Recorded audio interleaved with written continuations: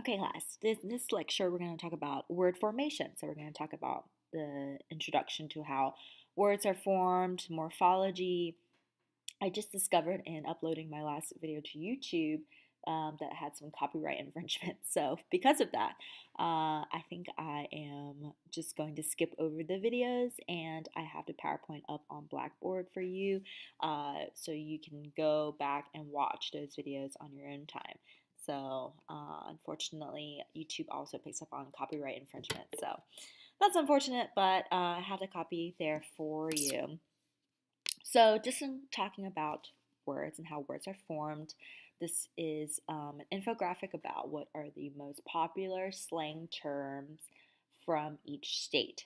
And if you look at Maryland, we have a little represented word here, hun. So we talked about last class about how some words are Baltimorean. Hun is one of them. So, and talking about morphology, morphemes would be those in they're distinct, discrete units that form meaning. So the tiniest bit of meaning that's imbued. It doesn't have to be. It could be a word, but could also be part of a word that has some sort of meaning. So if we want to differentiate different sorts of morphemes, we would say either they're derivational or inflectional. You probably read this in the reading. So derivational means that it changes the part of speech or the basic meaning of the word. So words like mint, right? So if you add mint to a word, it kind of it makes it into a noun, changes the part of speech. So judge, judgment. Um, Same thing with re. So if you add the prefix re to something, re means to do again. So reactivate means to activate again. And so re and mint, even though they aren't words per se, like they can't stand on their own, we would call them morphemes because they mean something. They help the word achieve its function. And then inflectional morphemes do not change the meaning of the word and do not change the part of speech of the word. They mostly help to inflect the word or to establish some sort of grammatical feature.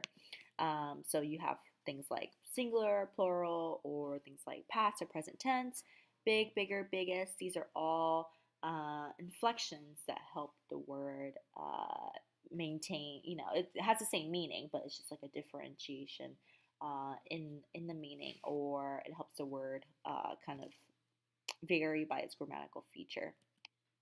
So popular words that we have for derivation or Asian, um, so like sensation, right? So sensation.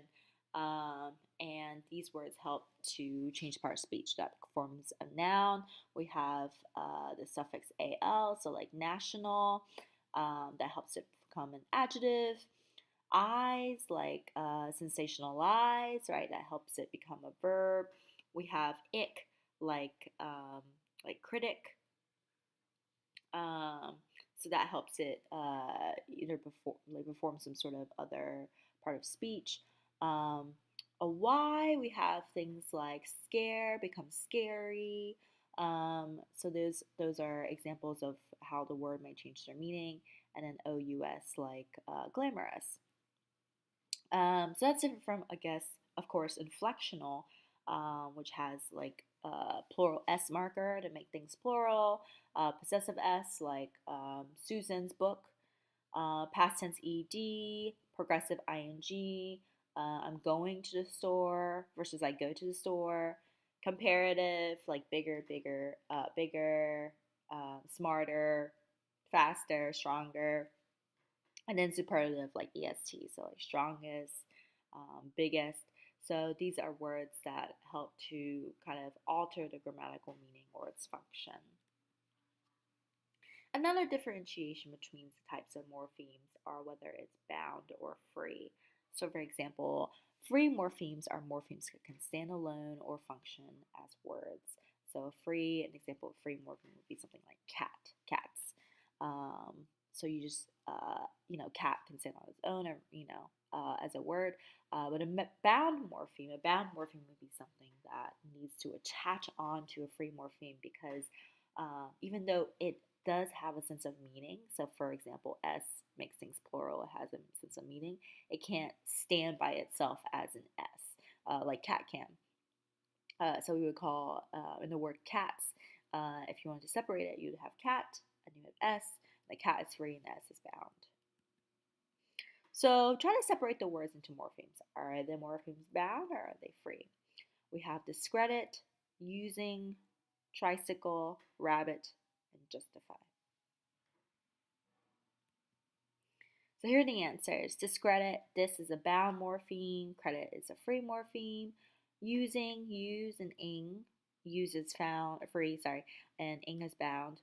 Tricycle, try is bound. Cycle is free. Rabbit just stands by itself. But if you added s, rabbits, then the s would be a bound morpheme. Justify, just is free. Ify is bound. So very simple, just breaking the words into their individual discrete units that make up meaning. So, in talking about word formation, we have to talk about etymology, which is not to be confused with entomology, which is the study of bugs. So, etymology is the study of the origins of the words, and there are many ways in which a word can enter a language, and I'm going to show you the top 9, and then a 10th is, of course, like a mix, so multiple processes. So these are types of word formation, some examples. So the first is a word can enter into the lexicon by coinage. So that means like someone can just invent a totally different word. So this has happened before in the past. So for example, like Earl of Sandwich, this fable tale in which this Duke or this Earl, his name was Sandwich, and he was playing poker and he wanted like something to eat. So her servants bought him a steak, and he said, "Oh no, I need something to like carry with. So like put the steak in between 2 slices of bread." And so that's how the word sandwich came to be. So whether or not that's true, I don't know. But different words have come into the lexicon this way, and that a lot of companies or corporations they try to make whatever name that they come up with into a more general name. So, for example, Kleenex, the general name is like a tissue, right? But no one really says tissue. Or when someone says like, hand me the Kleenex, you know exactly what they mean. Xerox, for like I need a Xerox something, make a copy of something. Or Kodak. I think that's a little outdated. I don't think anyone says Kodak for taking a picture anymore. But even in our everyday usage, we can like, think of things like, oh, I have to Uber there, instead of like I have to take a ride share company there or a taxi there, right? And so you're using these corporations' names without even you knowing it. You're getting brainwashed. This is something that I saw on the internet. Okra on fleek. I was like, oh, okay. Can okra be on fleek? I mean, this is a great picture of okra, but not really sure what on fleek means in this instance. And then doing some internet sleuthing, it means something that's like on point or something that is, something that's spectacular. And so it arose out of this internet meme of this woman saying that her eyebrows were on fleek. But apparently, that's not just limited to eyebrows. Many things, okra can also be on fleek. So, for example, if someone says this morning I Beyonce'd, right? What does that mean? Could mean a variety of things. It mostly means to me, to a general audience, that I woke up flawless, right? And so that, if I said this morning I Beyonce, it did not mean that I woke up as a black woman, right? So there's very culturally constrained meanings of things, which is why, when you visit other countries and you learn their slang, it's very different from like the Spanish you're taught, or the French you're taught, or the English you're taught, because we have many, many, many different words that enter into the lexicon. Number 2 could be borrowing. Okay, so borrowing is taking over words from another language, and a lot of English words are borrowed from Latin and also French roots, and that has a lot to do with like the French, French influence and the Anglo-Saxons. So here are some examples of words that were borrowed. Leek is Dutch, barbecue Spanish, piano is Italian, sofa is Arabic, croissants French, yogurt is Turkish. Anytime you have like a new word like kebab, that would be a borrowed term. And it's just, borrowings are so much easier because you don't have to come up with your own word or your own definition for something, right? Arabic borrows a lot of words from English, like television, radio, supermarket. Japanese also borrows a lot of words. Um, some of the borrowings, if we borrow words from French, why do we still have like English, Anglo-Saxon words, right? So some of the borrowings that we have is to differentiate between different things, different meanings. So, for example, like the difference between pig and pork, or ox and beef, and sheep and mutton, and calf and veal. All of these have, they mean the same, right? Like pork, when you say pork, you mean a pig. Um, but we have the French version. So like veal is very French, right? So that is to kind of differentiate between the cooked meaning versus the actual animal itself. It also sounds sophisticated. Much of English background of English um, has a lot to do with like the words that are more sophisticated, or the longer words that we have are also French in origin. So it says a lot about kind of how fetishized French is. Like I said, Japanese borrows a lot from English, so try to guess what these words mean. Supa, hotaru, depato, pasokan, porueso, akon, jusu. So some of these you can probably guess. So for example, like hotelru is hotel, right? Supa, supermarket, depato, department store. Pasokan is it's a little bit more confusing. That means personal computer. Podoresu, professional wrestling. Acon, air conditioning. Jusu, juice, right? So a lot of these you can probably guess or figure out on your own. But some of it needs a little bit more interpretation. So try to think of some other borrowings in English from other languages. We have so many borrowings because English is something that is like a mutt language. It's like an amalgamation of all different European, lots of contact languages, and so we have a lot of borrowings. So an example of a borrowing, another borrowing, is a loan translation or a calque. So in your textbook they call it a calque, but just think of a loan translation or a calque as something that is a borrowing, but it's something that's literal. So, for example, the straw that broke the camel's back. That's like literally the straw that broke the camel's back. Or in Cantonese, Ho no mo again, long time no see. The French, forget me not. Beer garden from the German Biergarten, right? So if you go to a beer garden, you don't really see a garden as much as you see a lot of beer. If you're 21 and up. So it's not, it's something that's like literally translated, but it's something that you take from the language itself and you kind of make it Englishified. Hebrew, scapegoat, literally meaning the goat that escapes. If you're a Lord of the Rings fan, J.R.R. Tolkien used the name Bag End, right? So that's like cul-de-sac, like bag, end, the end of the bag. And so, an example that I have for you would be something like, in Spanish, like hamburguesa would be the borrowing of hamburger. But a loan translation of hamburger would be something like burger de jamon, right? It would be something where, it's like not made of ham, but so it's confusing, but you're literally translating it as such.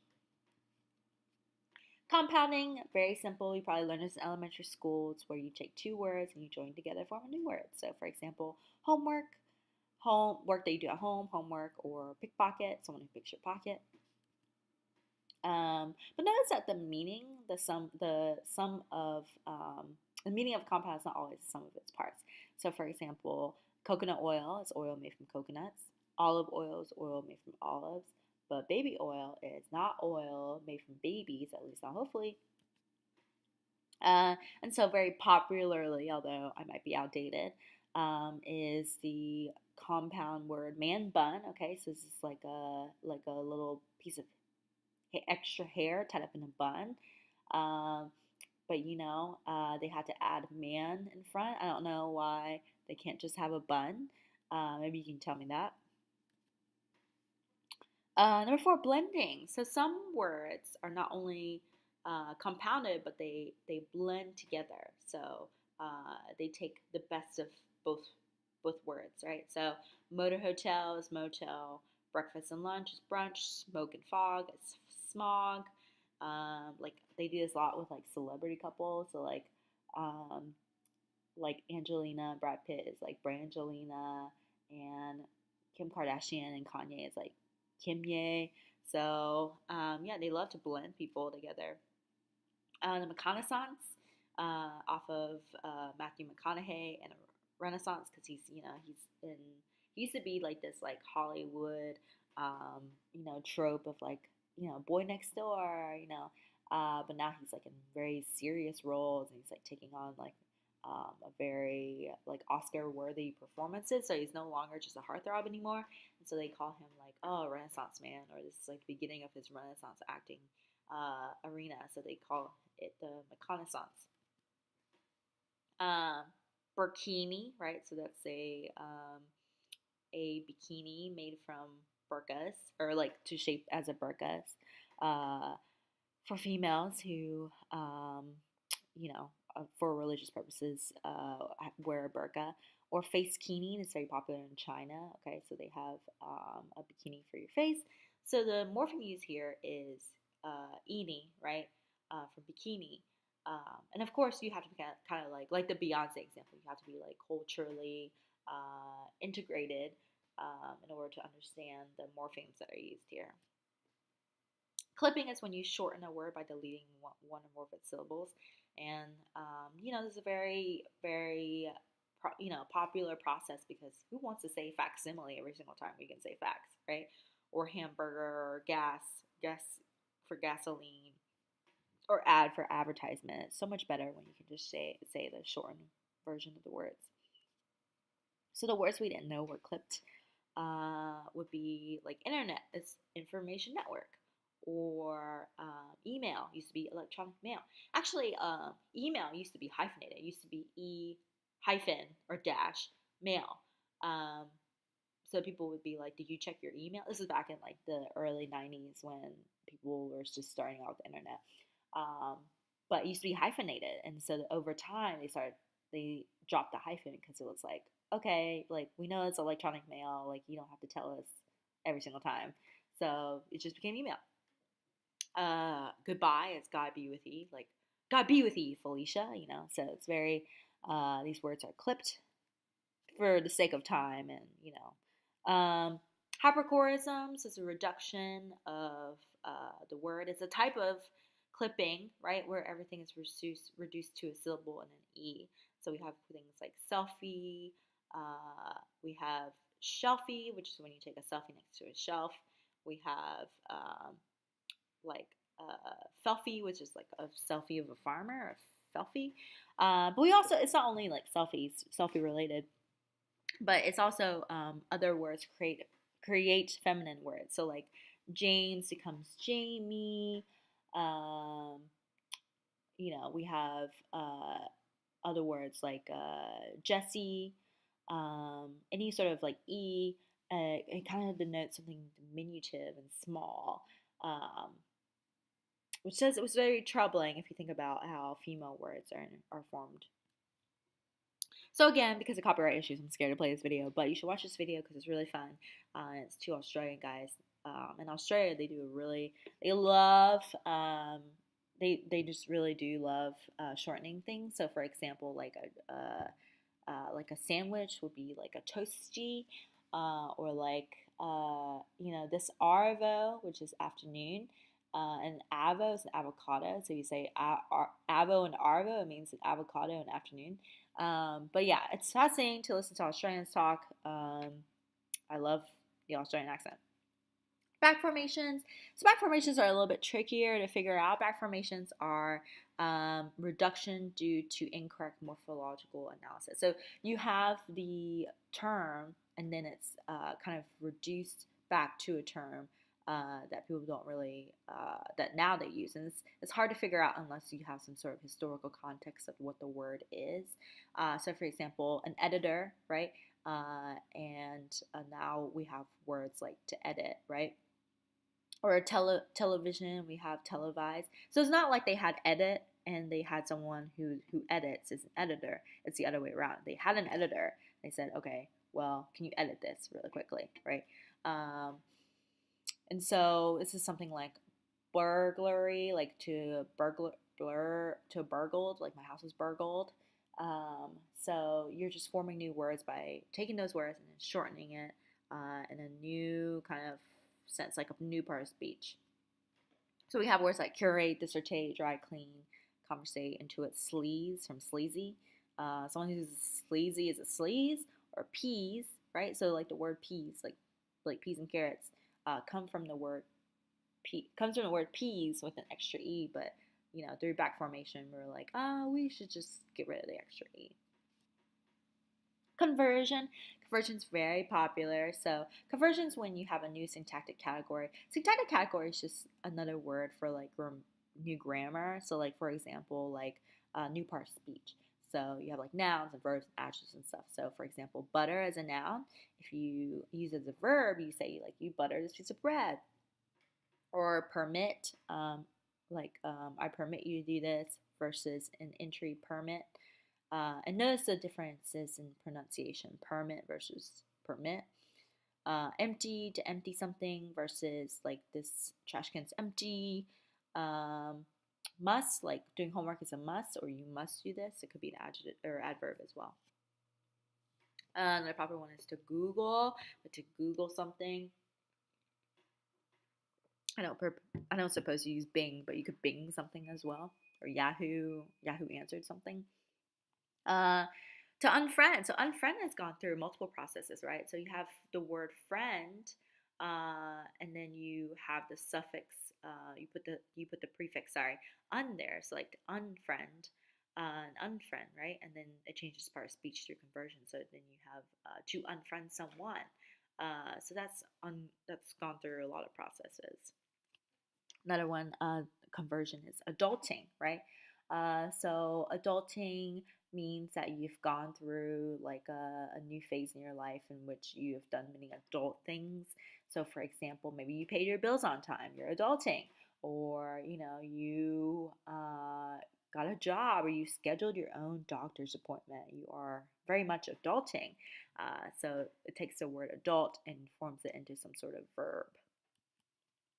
Acronyms. Acronyms are words derived from initials to several words. So we have NASA, which stands for National Aeronautics Space Agency, SCUBA, self-contained water breathing apparatus, UNICEF, United Nations International Children's Emergency Fund, UNESCO, United Nations Educational, Scientific, and Cultural Organization.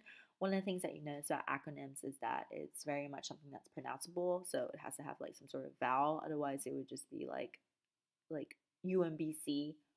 There's a reason why people say UMBC and not like umbuk, right? Or umback or umbok. It's like very hard to pronounce without some sort of vowel.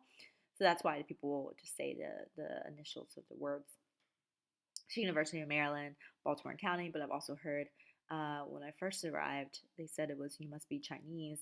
And I was like, I don't understand. And then I came on campus one day and I was like, okay, I get it. Also, other interpretations are University of Maryland, Baltimore Construction. Uh, you must you must be in biology or computer science, and many others. So maybe you can tell me your favorite acronym for UMBC. Bay. Okay, so this word, I started hearing about 3 or 4 years ago. So like spell check is Bay, right? Or Salt Bay, or all these other bays, Winter Bay. So Bay stands for Bay stands for best above everyone, best something, um, best before everyone else or something. No, I can't stand for that. Anyway, so one of the things I noticed about Bay is that spell check is Bay. I said this is very interesting. Um, can you say spell check is a Bay? Did you say that? And unfortunately, you can't. Now you can't. It has to be some sort of noun, but it can't take on singularity, which I thought was very interesting. There's FOMO, fear of missing out. 19 dudes at the VMAs are making us thirsty AF. Okay, very nice acronym there. We also have derivation. So derivation, affixes, examples. So happy to unhappy, happiness. Arrange, rearrange. There's other infixes, inside the word. So like bloody, for example, like sing a bloody pour. Also some other, we were talking about last lecture about the differences in um, the ways in which you can use certain types of the words and some ways in which it would sound kind of odd. These are our inner grammatical features, our descriptive grammar, right? So you can say abso-fucking-lutely, but you can't say abso-fuckingly or ab-fucking-lutely, right? These are all, it would sound really weird to say that, right? So there's certain like infixes, certain words, there's certain morphemes that can only use in between a word, but you have to figure out how to use it in between because it's grammatically constrained or multiple processes. Okay, so you have problems with the project of snowballed. So you have snow and ball, which is a compound, and then snowball, which is a noun, becomes snowball, a verb. So you can go through and practice the types of processes and identify the types of word formation. So automatic is to auto. Obviously, it's gone through some clipping. Kicking ass forms kick ass. So it is a compound. International police becomes Interpol. And so don't forget that these words are mixed together. They're not just like smashed together with it's part of both words has to change. Blending. Delicatessen. So to deli, so delicatessen was borrowed from German and it was clipped. Air conditioning, to air condition to an air conditioned room. So that's gone through multiple processes. It's back formation and conversion. So you would say air conditioned room is an adjective that describes the room. So here are the discussion board questions. What are some new words that have appeared in recent year? Define each of the words and identify the formation process. Do some online research into etymology, and discuss how you believe the word became popular. And discussion board option 2, discuss language change in general and how new words come into favor in old one's eye. So for example, YOLO used to live, ironically, I used to live only once, and now like I don't really know anyone that uses YOLO anymore. On fleek, I think it's on its way out, unfortunately, for the Ogra. What determines the lifespan of words and how they are used? And maybe you can give me some examples, maybe some Baltimore slang or DC slang, and how do you think that came